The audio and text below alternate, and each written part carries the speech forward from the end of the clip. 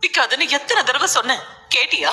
இத்தனை நாளா கட்டி காத்த மான மரியாதை எல்லாத்தையும் குழி தோண்டி புதைச்சிட்டியடா. உங்க அப்பாவை இந்த ஊர்ல இருக்கிறவங்க எல்லாரும் கையெடுத்து கும்பிடுவாங்க.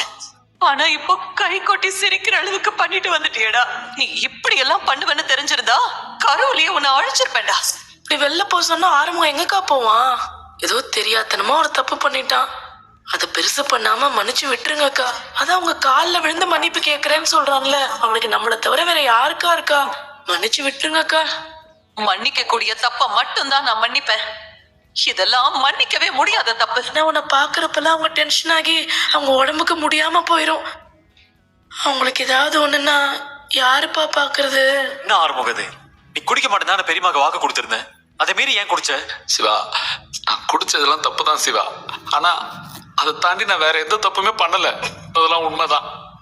அந்த அந்த வள்ளியாதான் என்ன வற்புறுத்தி வீட்டுக்கு கூட்டு போனா சிவா. வச்சுட்டு வரும்போது கார் ரிப்பேர் ஆயிருக்கு, அதான் ரோட்ல படுத்திருக்காரு. அப்ப அந்த வள்ளி வந்து கூட்டிட்டு போயிருக்காங்க. அவர் அங்க போய் தூங்கிருக்காரு. நாம எழுப்பினதுக்கு அப்புறம் தான் அவர் எந்திரிச்சுதான் சொல்றாரு. கண்டிப்பா அவர் தப்பு பண்ணிருக்க மாட்டாருன்னு நான்